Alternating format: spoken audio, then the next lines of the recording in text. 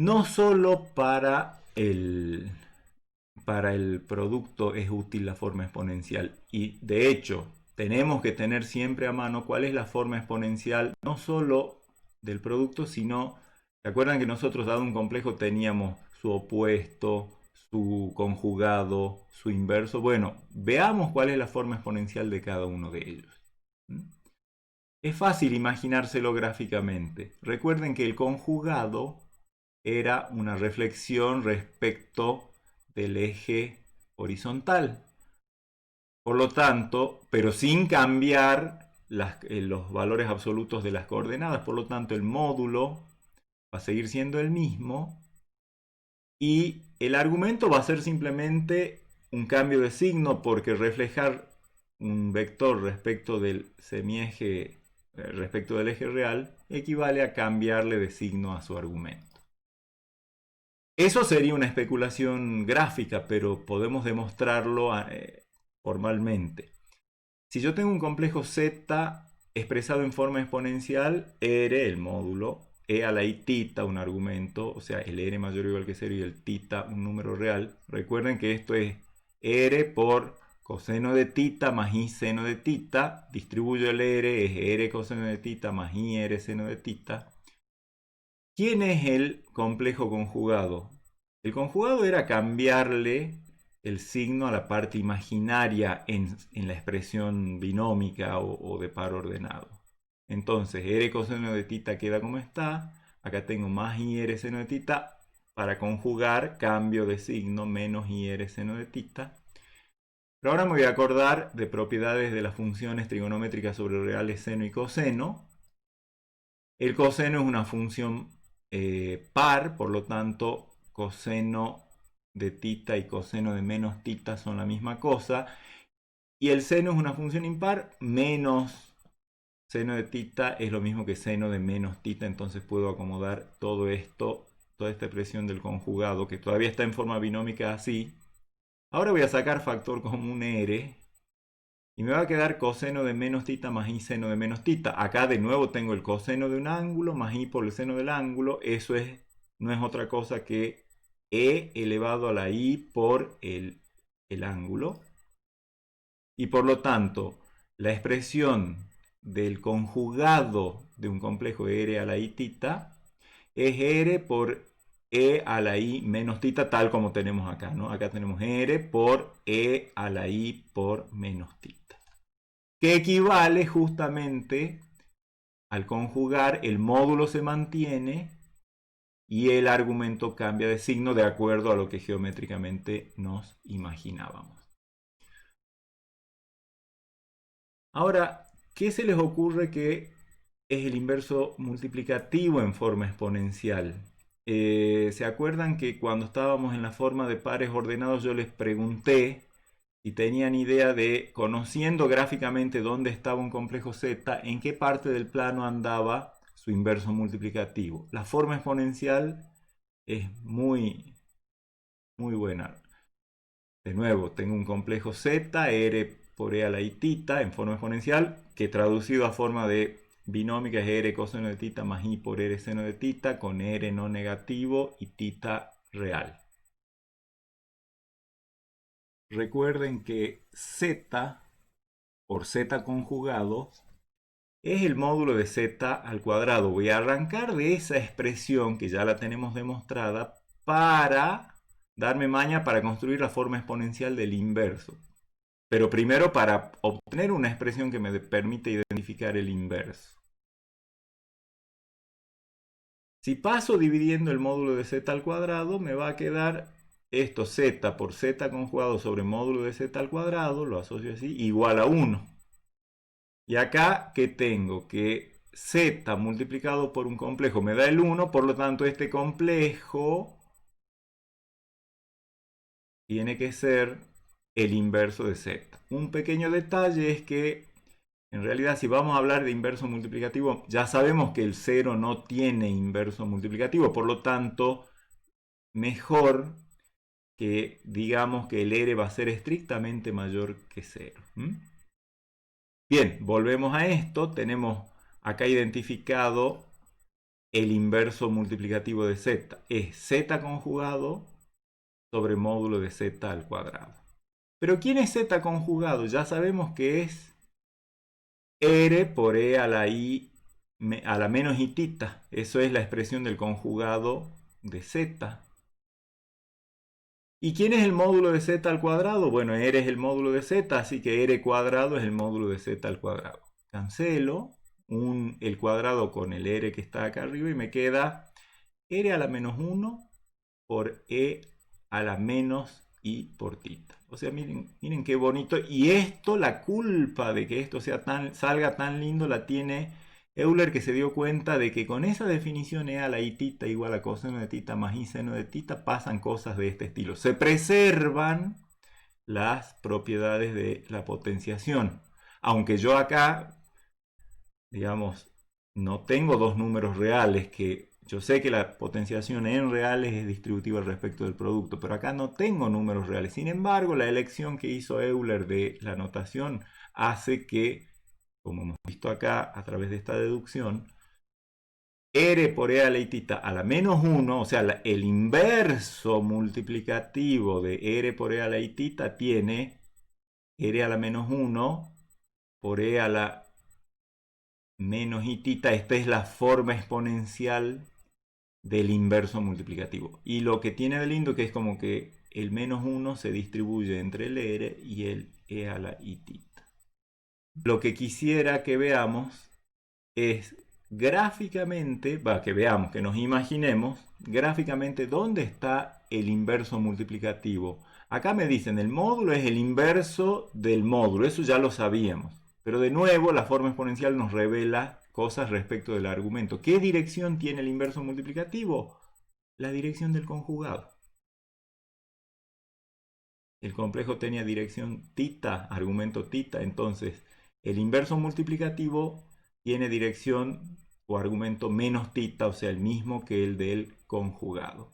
Por lo tanto, supongan ustedes que acá tienen dibujado un plano y un complejo que está en el primer cuadrante. Su conjugado está en el cuarto cuadrante. Bueno, en la misma dirección del conjugado, en algún lado de la dirección del conjugado, está el inverso multiplicativo. Eso es lo que dice esta expresión. Hay, así como hace un rato hicimos una construcción geométrica para determinar el producto, hay una construcción geométrica que en el práctico ustedes van a estar invitados a hacer, que también usan el vector unidad para hacer una construcción geométrica para decir exactamente cómo encontrar el punto que corresponde al inverso multiplicativo. Con esto, recuerden entonces, si z es r e a la i tita, z a la menos 1 es r a la menos 1, e a la menos i tita, la división en forma exponencial es casi automática y aparte esperable. Si yo tengo dos complejos, z1 con módulo r1 y argumento tita 1, z2 con módulo r2 y argumento tita 2, r1 y r2 mayores o iguales que 0, tita 1 y tita 2 reales.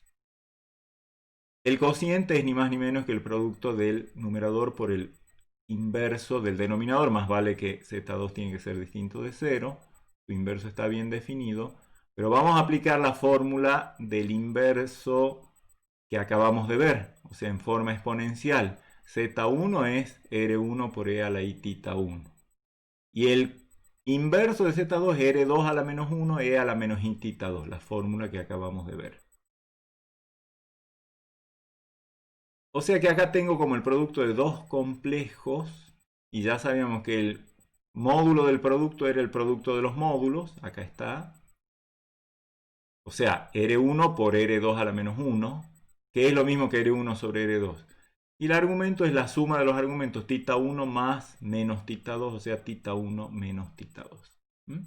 Por lo tanto, el cociente tiene como módulo el cociente de los módulos y como argumento, un argumento, la diferencia de dos argumentos cualesquiera de Z1 y de Z2.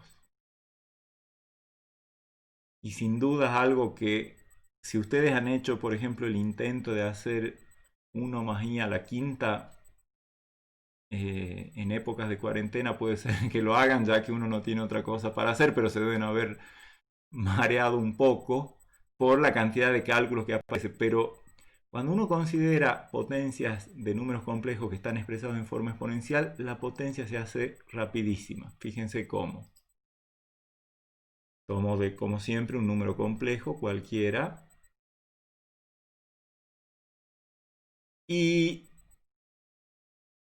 si yo aplico, por ejemplo, z cuadrado, sería esto por esto, o sea, r por e a la itita por r por e a la itita. Eso, por la fórmula del producto en forma exponencial, me dice r cuadrado por e a la i 2 tita. Y por una simple inducción, se ve que z a la n es r a la n por e a la i n tita.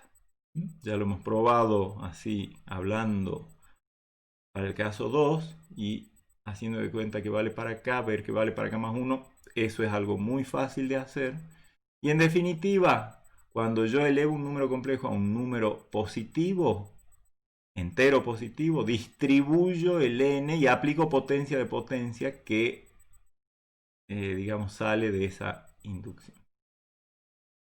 Para el C, bueno, para los enteros negativos, ¿qué es z a la n? Por definición era z a la menos 1, o sea, el inverso de z. Recuerden cuando hemos definido potencia con exponente entero negativo, era, le cambiaba el signo al exponente, pero ponía el inverso de z. Ahora, ¿quién es el inverso? La fórmula que hemos visto hace un rato es r a la menos 1. Si z es r por e a la itita, su inverso es r a la menos 1, e a la menos itita.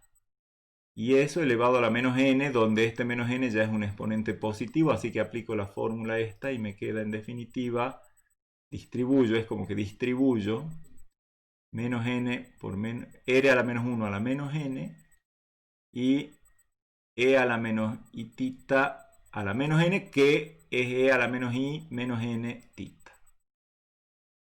Y esto no es otra cosa que r a la n por e a la i n tita. Por lo tanto, la misma fórmula z a la n igual a r a la n e a la i n tita vale sea n positivo o negativo. Y si es 0, por supuesto que vale.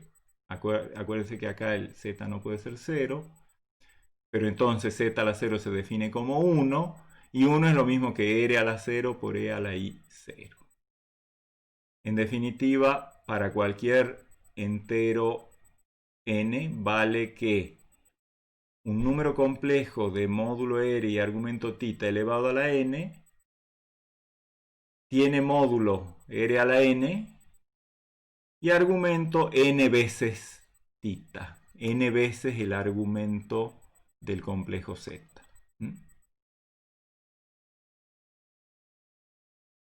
Como dice acá, el módulo de la enésima potencia de z es la enésima potencia del módulo de z.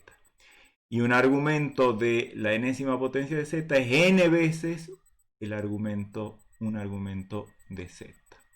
Ya cuando hagan los prácticos van a poder ver todas estas propiedades en acción cuando hagan los cálculos de potencias concretas que se les va a pedir. Una última consideración respecto de la forma exponencial. Nosotros cuando tenemos dos complejos en forma de par ordenado o binómica sabemos que son iguales si, solo si parte real igual a parte real y parte imaginaria igual a parte imaginaria. Podríamos estar tentados de pensar que dos complejos expresados en forma exponencial son iguales cuando tienen el mismo módulo y el mismo argumento. O sea, R1 por E a la I tita 1 y R2 por E a la I tita 2, dos números complejos en forma exponencial, son iguales cuando R1 igual a R2. Eso es razonable que dos complejos para ser iguales tengan que tener el mismo módulo, pero también uno está tentado a decir que los argumentos tita 1 y tita 2 sean iguales. No es exactamente el caso y vamos a ver por qué. En primer lugar, yo me pregunto, esa definición que hizo Euler de E a la I tita, o sea, de coseno de tita más I seno de tita, ¿qué tiene que pasar con tita para que sea 1? Bueno, esto es coseno de tita más I seno de tita, que sea igual a 1 más I por 0. Esa igualdad me lleva a un sistema de ecuaciones que resueltas y se los dejo como ejercicio, es fácil, lo pueden hacer, se da únicamente en el caso en el que tita sea un múltiplo entero de 2pi. ¿Mm? O sea, la expresión e a la i tita, con tita real, ¿no? Va a valer 1 solo cuando el tita sea de la forma 2k por pi. Eso es una simple resolución de un sistema de ecuaciones. Por lo tanto, ahora si yo tomo dos números complejos expresados en forma exponencial,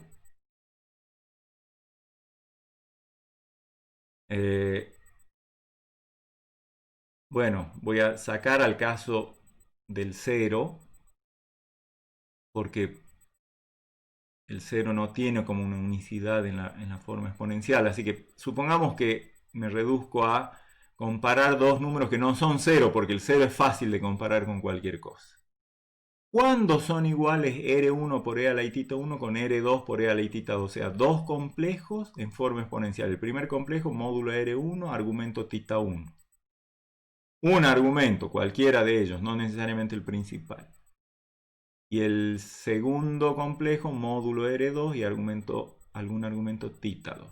¿Cuándo son iguales? Bueno, obviamente, como decíamos hace un rato, los módulos tienen que ser iguales, eso no hay duda. Dos números complejos que no tengan igual módulo, más vale que corresponden a puntos distintos, a vectores distintos, no pueden representar el mismo número complejo. Pero no alcanza. También hay que pedir que e a la i tita 1 sea igual a e a la i tita 2.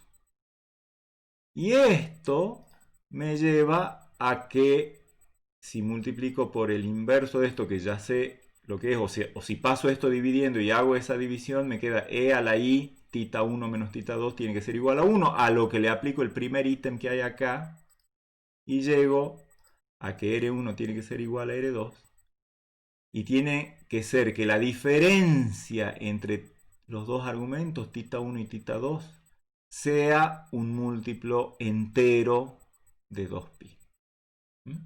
Así que a partir de ahora, y créanme que lo vamos a necesitar bastante, cada vez que querramos saber si dos complejos expresados en forma exponencial son iguales, ¿qué hay que chequear? Primero que tienen el mismo módulo, ok, eso es lo esperable. Y segundo, no que tienen igual argumento, sino que sus argumentos difieren en un múltiplo entero de 2pi. Esa es una reglita que hasta uno se la puede aprender de memoria, pero no hace falta aprenderse las cosas de memoria. ¿De acuerdo? Bien, y ahora que se supone que manejamos las tres formas básicas de representar a los números complejos, fundamentalmente esta última que acabamos de ver, que es la representación exponencial, la forma exponencial de los números complejos con las bonitas propiedades que tiene y que hemos visto, veamos cómo agrandar nuestro repertorio de operaciones que podemos hacer en los complejos. Vamos a ver que en los números complejos es posible hacer radicación, es decir, extraer raíces. Es posible definir logaritmos, definir funciones trigonométricas, etc. Siempre vamos a tratar de que todas esas operaciones que vamos a definir en el plano complejo, cuando el complejo al que le apliquemos la operación sea un número real, se porte como se portaba la operación equivalente en el conjunto de los números reales. Esa es una consigna que siempre vamos a tener. Primero vamos a ver las ideas de radicación. Les aviso, las igualdades de números complejos en forma exponencial que acabamos de ver van a ser determinantes y nos van a ahorrar una cantidad de cálculos tremenda que tendríamos que hacer si no tuviéramos esa forma exponencial, y en particular la igualdad de números complejos en forma exponencial. Entonces vamos a empezar viendo la radicación. La definición de radicación es la esperable. Yo tengo dos números, digamos z0 y w, y ambos complejos, y un entero positivo. ¿Cuándo voy a decir que este w es una raíz enésima de z0? Cuando w a la n me dé igual a z0. O sea, totalmente análogo a cómo conocemos la operación de radicación en números reales.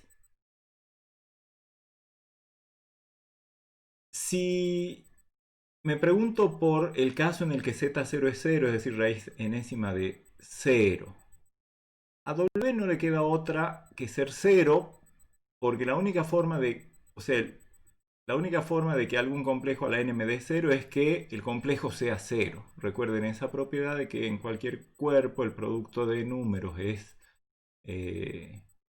el producto de elementos del cuerpo es igual a 0 cuando al menos uno de ellos es 0. En este caso estamos hablando de todos iguales, así que no queda otra que el w sea 0. O sea que cualquiera sea el n entero positivo, la raíz enésima de 0, de acuerdo a nuestra definición, es 0.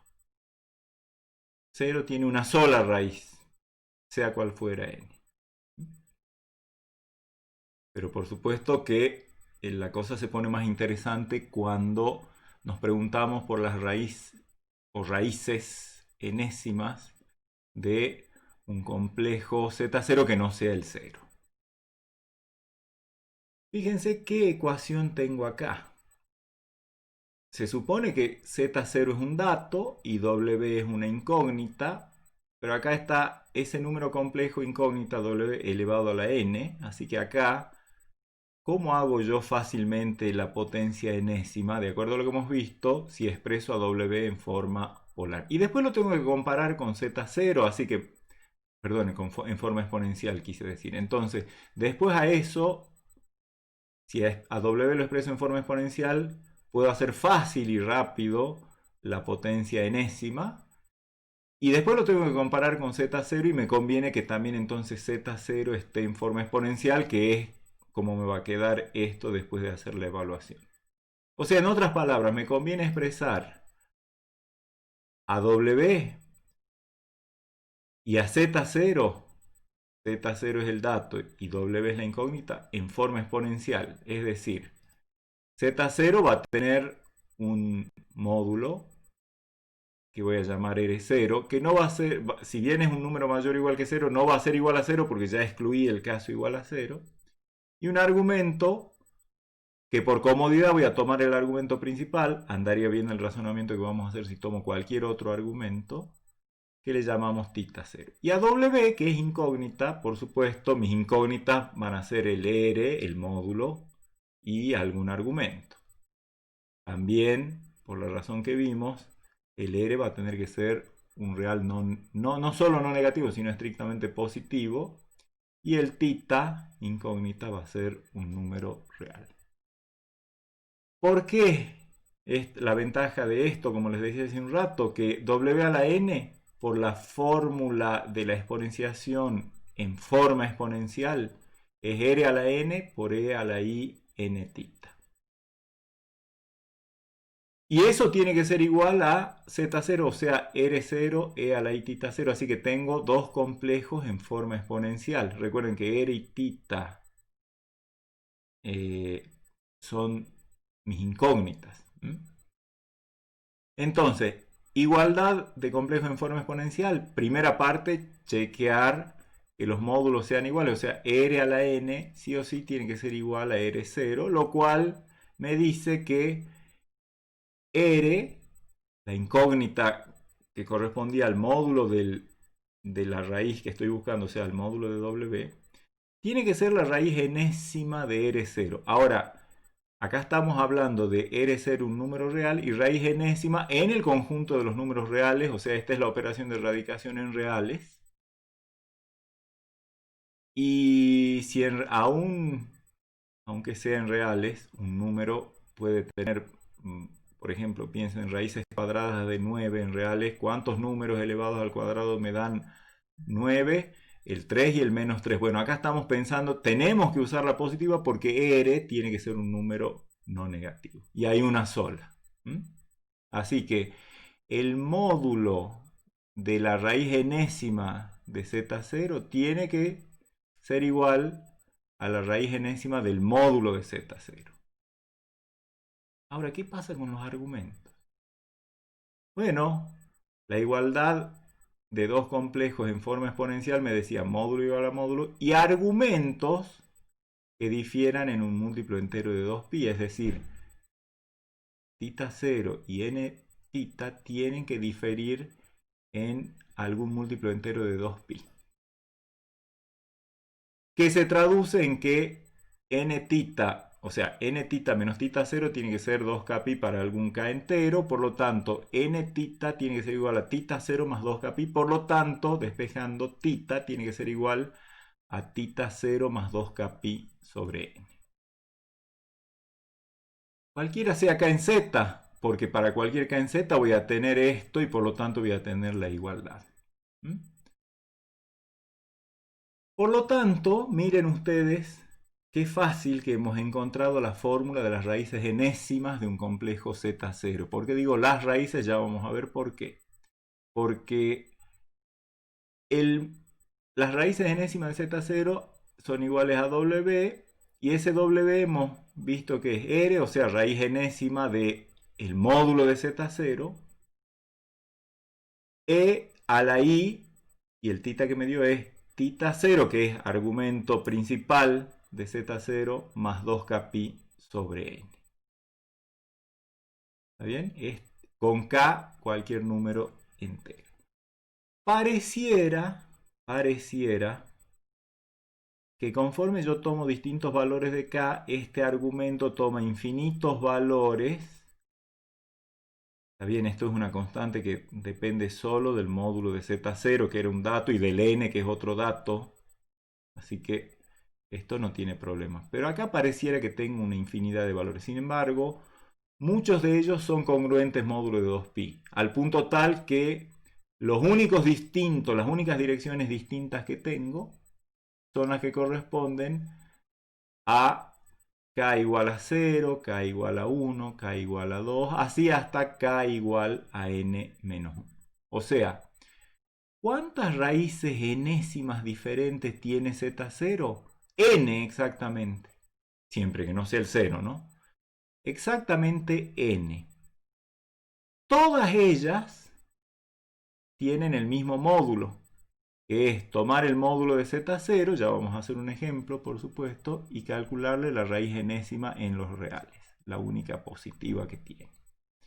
Todas las raíces enésimas del complejo Z0 tienen el mismo módulo, por lo tanto todas van a estar a la misma distancia del origen, es decir, todas van a estar sobre un círculo centrado en el origen.